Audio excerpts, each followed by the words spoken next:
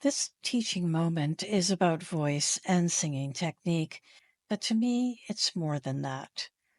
It's becoming aware of how we think and how those very thoughts affect the outcome of anything we do in art, in performance, in singing, and in life. It was exactly this lesson that led me to a place where I began to understand that my acute shyness and inability to communicate in social situations came from my own thought process.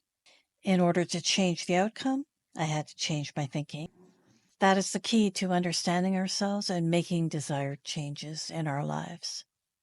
Stay until the end, where I talk a little bit about the basics of art and the challenges of AI. For privacy reasons, this AI voice will replace the student's voice throughout the session. So, what things are you thinking in order to smooth out those changes? That's almost trying to restrain myself. I try not to push the voice, and maybe I'm overdoing the holding back. Under what circumstances should we hold the voice back? Oh well. None. So, what's the purpose of restraining the voice? Is try to stop ourselves from pushing? Is that logic? That's what you just said, right? Yes. Did I ask you to stop pushing? No. What did I ask you for? You asked me to smooth out the drops as I go down the scale.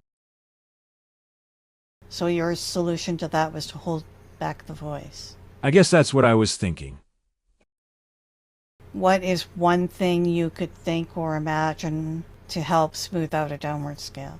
Seeing the note in front of me, rather than beneath me. Yeah, that's at the beginning, right? Because I was hearing a little soup at the beginning. So is there something else we can think to help smooth the downward scale? My mind is a blank. When we are going in a certain direction, what do we do? Think opposite. Low notes are above me. High notes are beneath me. So we're focusing on holding the voice back. How does the voice then negotiate the scale more effectively? It probably can't. Because we're taking away support. Yes. How can we say this in a non-judgmental way, but in a kind of like epiphany kind of way? Oh, Maintaining support, as you just said. yeah, without breath, which is what you're doing when you're holding back the breath. You're first of all removing tone from the voice. And then any attempt you're making at trying to think forward or think up is going to be modified by the fact that you're holding back.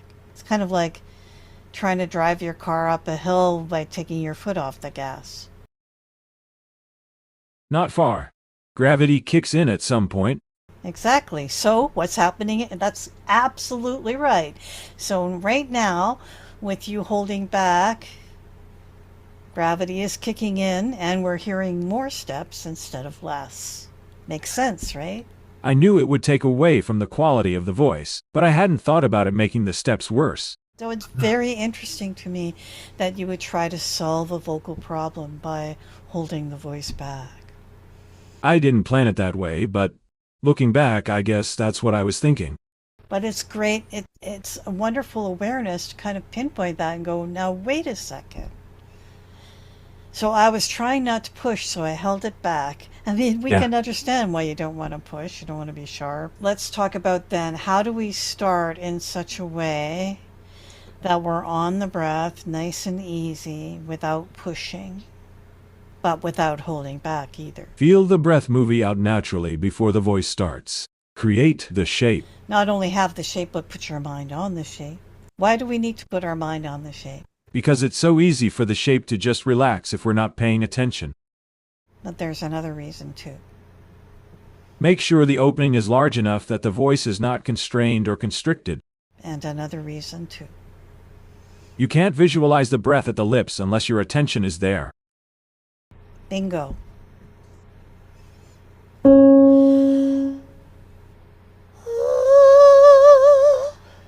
Right? I'm holding back a little because I'm worried I'm trying too hard or it's going to be too big.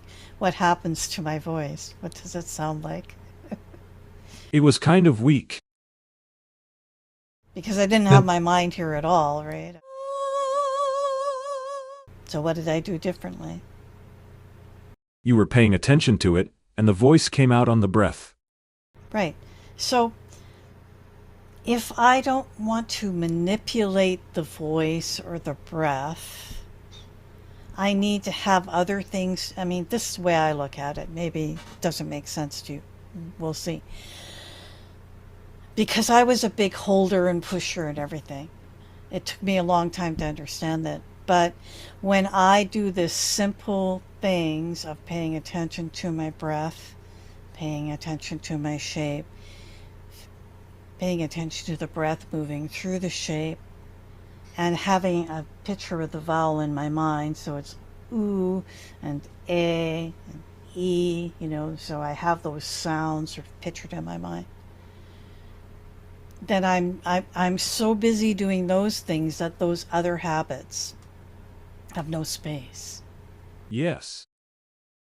I can't erase everything, but I can replace it, and I can practice it till it becomes, as they say on The Mandalorian, the way. And there's one thing I forgot in all the things that we listed there, which I would encourage you to write down, is the other reason that we put the mind here is we don't want to start here, right? We don't want to start with the glottis. Even though we know logically the sound starts in the throat, we don't want to start in the throat. We want to have the idea that this is the solar plexus of the voice. This is where the sound begins. Right? Not right? Well, first of all, you can hear it, but you can also feel it, and it's overworking the voice, which is something we never want to do, which is why we practice the integrated breath and the baby side to practice floating the voice on the breath without effort, right? Just our awareness of breath and that idea that we start gently as on a sigh, which is the first real basis of bel canto, right? Initiate the voice gently as on a sigh. Write that down. We could probably make a poster. The texture of the tone, which tells me whether or not it's on the breath, and the connections between the notes, which tells me whether or not it's legato, and also the clarity that we had when we began, because the voice moved before the voice began. Then I hear that forward position. And what I found was in this one, because you started with that awareness, I didn't hear any steps. If we start a little bit manipulative, like a little jump in a little too soon, the ball is already going a little bit towards the gutter. Pay attention to Yeah. what we're thinking is the first thing. Like when Yeah. something's going wrong or not the way that we want it. I don't like to use that right and wrong thing, but something's not working the way we want. Stopping and taking a look at what we're thinking is helpful, because that's where the learning begins, right? And it's not judgment, right? It's not like you're bad, bad, bad. No, it's just like, oh, interesting that you were thinking this when you were trying to achieve that. And when you look at the logic of it, There is no logic. it kind of helps you realize that there's still, we all have this, we're all still working on stuff. But it makes you realize that there's still this idea that you have to do something to the voice in order to achieve what you want. Letting the voice be what it is, and then working on your awareness and the infrastructure around the voice, right? So let's bring in a new thought if we haven't already said it. To support your voice, let it go, not controlling it. Letting it go, but it's not completely unguided? Well, the sound itself is not changing. I'm not doing anything to the sound. The sound is coming through my throat. It's just a sound. The structure around it is the shape. It's all awareness. What am I doing? Am I seeing the breath move before the voice begins? Do I have my mind here to feel the shape before the voice begins? Am I seeing those notes going forward and up or forward and down or whatever it is that helps me smooth it out, right? If I'm going down, am I thinking of my energy just continuing? I'm not adding to it and I'm not taking it away, right? So it's like becoming the architect of the phrase is the phrase that I always have, right? If it's somewhere over the rainbow, well, immediately I know, well, yeah, the octave jump, I need to do this. But the difficult part of that phrase is then coming down and then going back up. How am I going to negotiate that so the last sound is hopefully as good as the rest, right? Rainbow, right? That there's support there, and the support is my thought process. And yes, I have a little bit of an attention to the fact that I have an O, but the rest of it is all about energy and animation, right? Energy, not me pushing the voice, but me internally being animated, right? So it's like thinking like a cello player or with that warmth and that connection and that how would you play this with feeling, you know? You know, looking at the expression marked on a song, be piano here, be, you know, forte here, whatever it is. I think a well trained voice doesn't need those markings. A well trained voice will respond to your heart. Somewhere over the rainbow. I have a sense there's a little bit of yearning in that. Somewhere over the rainbow.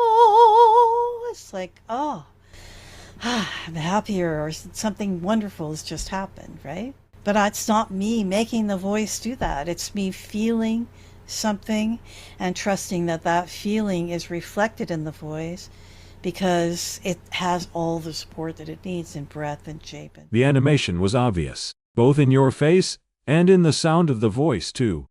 That is singing in a nutshell, isn't it? And you know, the trouble with scales is, I mean, the reason we do scales is kind of like doing the bar exercises for a ballet dancer or, you know, a runner doing their stretches or lifting weights and, you know, all these things that athletes do to prepare, to keep the body in shape, right?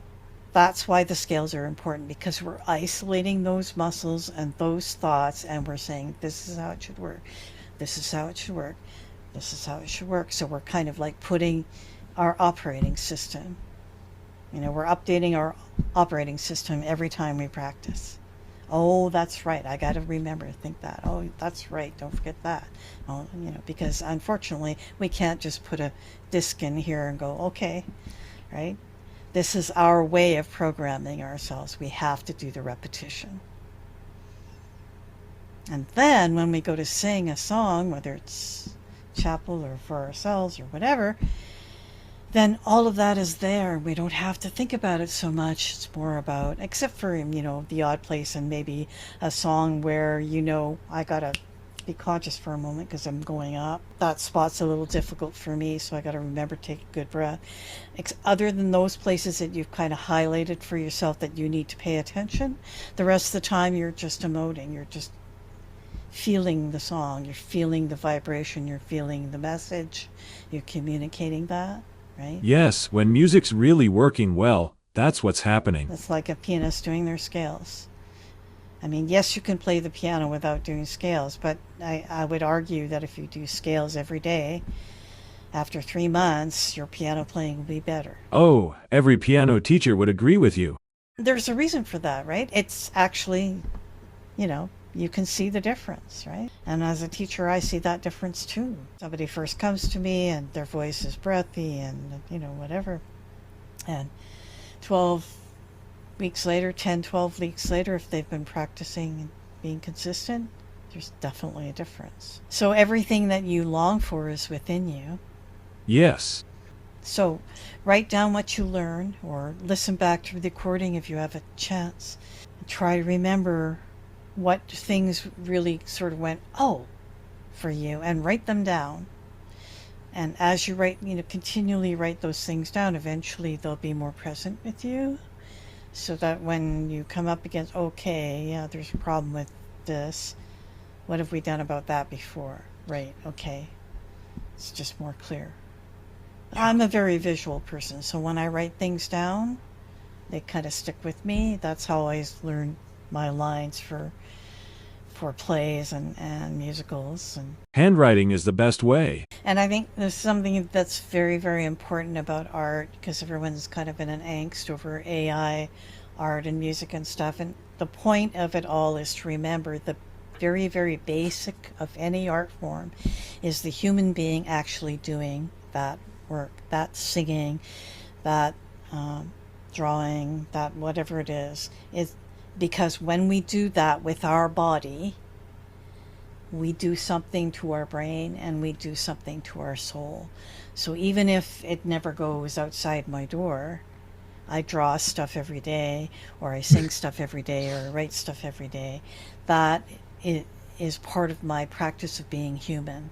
So I may use AI tools to create my creations, but the person that's coming up with those ideas and writing those and imagining those is me. It's still you, yes. And that's where I think people get it wrong. It's not like, don't let AI take away your creativity because your creativity starts with you actually doing the art. So your practice and your singing is very important. Thank you so much for joining me for this session. Many thanks too to the student who allowed me to use their comments and questions as part of this teaching moment. If you are finding any value in this series, please let me know by leaving a comment, liking, or subscribing. Take care until next time.